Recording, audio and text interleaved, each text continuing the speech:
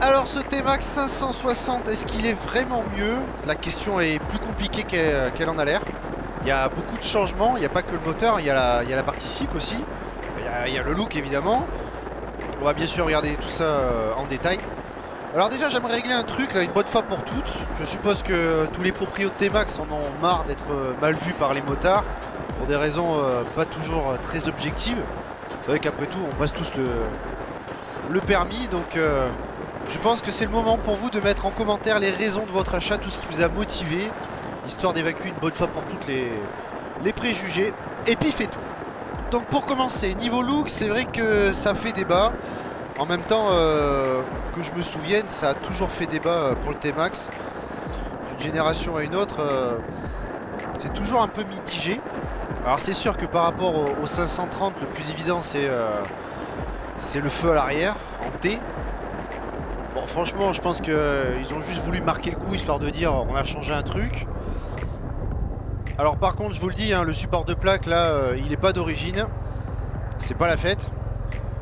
Pour le reste des changements, pareil, hein, ça reste subtil. Ils ont rajouté quelques nervures par-ci par-là, des fausses prises d'air. À l'avant c'est pareil, hein, des rainures. On rajoute des clignots à LED au passage et basta. Alors là encore attention, hein, le saut de vent n'est pas d'origine, c'est une petite option chez... je crois qu'il coûte 90 €. D'ailleurs dites-moi ce que vous en pensez en commentaire, moi je trouve que ça lui va plutôt bien.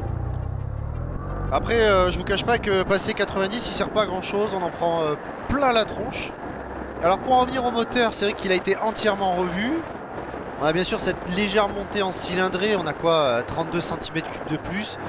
C'est vrai que ça pourrait faire sourire un peu parce que j'ai pas l'impression d'une métamorphose. On a un poil plus de couple.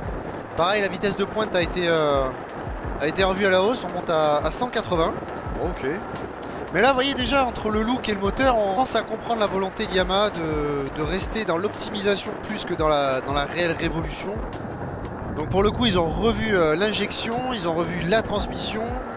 Et bon tout ça pour le commun des mortels qui connaît pas forcément, ça saute pas aux yeux. Je pense que vous mettez n'importe qui là-dessus, il va vous dire bah ouais ça marche bien, l'ancien il marche bien aussi. Bon vous voyez, je pense que le mec en concession il a envie qu'on le fasse rêver un petit peu, qu'on lui donne envie de l'acheter ce nouveau T-Max. Et là grosso modo on fait bouger la virgule, hein. Et forcément on fait aussi bouger la virgule côté tarif, et ça devient encore plus compliqué pour séduire les gens derrière. Après attention, ce moteur j'ai rien à lui reprocher, bien au contraire, c'est vrai qu'on ressent un léger plus. Mais encore une fois je pense que seuls les propriétaires s'en rendront vraiment compte. On a une belle allonge, c'est bien linéaire. C'est très nerveux à la reprise des gaz, là, on dirait un pit qui tire sur sa laisse là. Moi j'aime bien. D'ailleurs très franchement je préfère le mode sport, hein, parce que c'est vrai qu'il y a aussi le mode touring qui est là pour calmer un petit peu le jeu, mais je pense qu'il est plus là pour la ville, justement pour avoir des reprises un peu moins bourrin et avoir un comportement un peu plus fluide. D'ailleurs je trouve qu'il s'en sort pas si mal que ça en ville, il reste très stable à basse vitesse. On a un très bon rayon de braquage. Pour le gabarit, attention, après là je préfère vous le dire clairement, si vous voulez un scooter citadin, prenez un X-Max. Il fera largement mieux le boulot. Il est là pour ça, c'est clair qu'il n'y a pas photo. Et il coûte beaucoup moins cher. Alors après, pour prendre la défense de Yamaha, faut quand même savoir que le T-Max à la base il est sorti en 2001. Et il faut savoir qu'à l'échelle d'un 2 roues ou même d'un 4 roues, ça correspond à la préhistoire. Et forcément, on se doute bien qu'il a évolué petit à petit.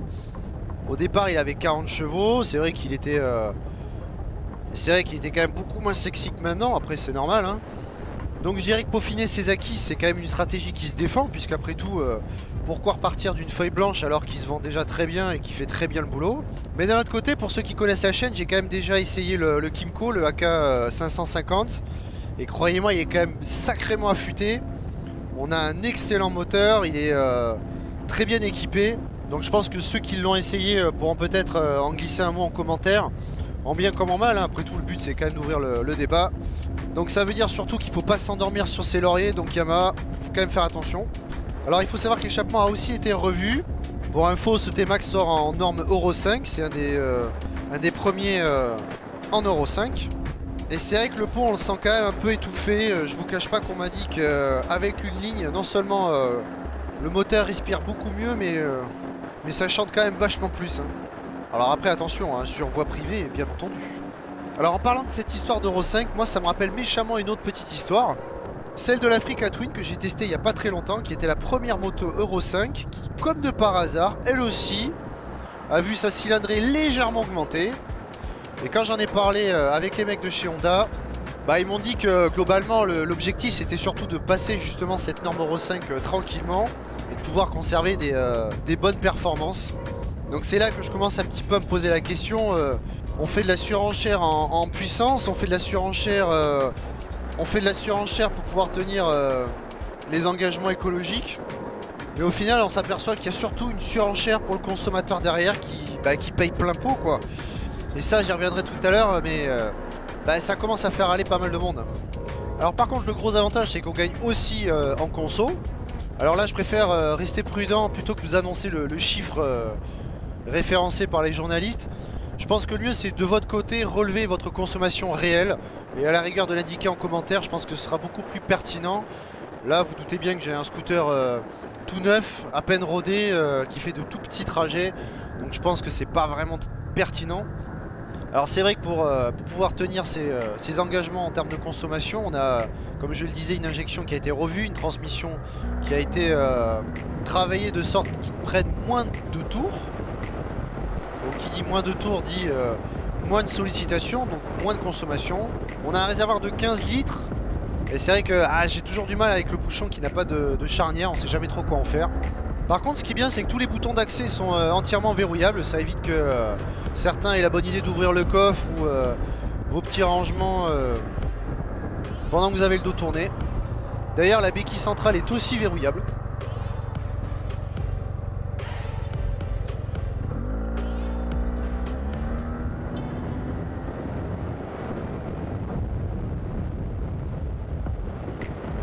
Bon là vous l'avez compris, sur les grands axes on est dans son élément, ça vibre pas, on est bien installé. Je pourrais presque dire que c'est un GT, mais là on est sur une version de base, c'est pas le Tech Max. On n'a pas la super bulle réglable avec les poignées chauffantes etc. Mais on est quand même très à l'aise et ça reprend toujours très très fort. Même quand on est à haute vitesse, on a largement de quoi faire sauter le permis, ça c'est garanti. Moi ce que j'aime beaucoup c'est que comme je suis un petit peu grand, bon pas à des tonnes mais je fais 1m81, je peux quand même bien étendre mes jambes, j'ai de la place, je suis bien assis. J'ai pu voir qu'il avait été légèrement affiné sur la partie arrière pour pouvoir faciliter l'accès des passagers et là encore une fois je vous invite à préciser ça en commentaire, est-ce que c'est vraiment un plus pour vous ou pas? Bon par contre pas de miracle hein, pour les petits gabarits, attention ça reste quand même un gros scooter, on peut pas mettre les pieds à plat, on est obligé d'écarter les jambes. Et même moi, j'ai pas les pieds à plat. Donc va falloir jouer un petit peu du fessier. Alors pour le tableau de bord, franchement là je suis un peu déçu, il n'y a pas de révolution. Pour en revenir un petit peu à l'AK, c'est vrai que j'avais bien aimé l'écran couleur avec le GPS intégré, l'application One Again Beast to Fly et tout le tralala qui va avec. Alors c'est vrai que certains n'aiment pas du tout ça, moi c'est vrai que je me dis que pour ce prix là, pourrait quand même se lâcher un petit peu plus sur les gadgets. Là c'est un peu simpliste. Bon on a bien sûr la petite boîte à gants avec la prise 12 volts. On a le système de démarrage sans clé. Côté coffre on a la capacité pour un casque intégral ou de jet, ce qui est parfait, franchement rien à redire là-dessus. Et par dessus tout, moi ce que j'apprécie chez Yamaha sur le T-Max c'est la finition. Je suis désolé, on a beau dire, ils sont au top. Alors sur les petites routes, c'est vrai que je suis assez surpris pour un scooter, il est plutôt maniable. La suspension est irréprochable, elle filtre bien. On peut mettre de l'angle, c'est un rail, ça ne branche pas. Mais c'est vrai que contrairement au X-Max 400 que j'ai testé récemment, on a une très bonne garde au sol, on n'a pas la béquille qui frotte. C'est vrai qu'il m'avait choqué pour ça. Pour le freinage là pareil, bonne surprise, c'est vrai que ça reste très progressif, que ce soit l'ABS ou l'anti-patinage, c'est pas intrusif. Ça met en confiance et c'est ce que j'aime sur le T-Max. Alors pour répondre à la question, est-ce que le 560 est réellement mieux que le prédécesseur?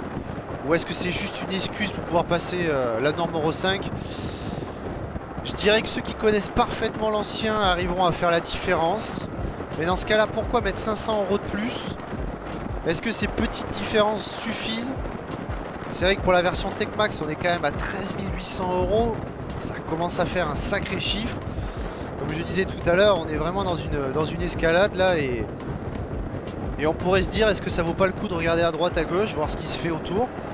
Je vous laisse en juger en commentaire. Pensez à laisser un petit pouce bleu pour aider la vidéo à se faire référencer si elle vous a plu, bien entendu. Encore une fois, bienvenue aux nouveaux arrivants qui se sont bien sûr rués sur la petite cloche pour s'abonner. Et sur ce, bonne année, meilleurs vœux et complètement à bientôt sur Motorzone.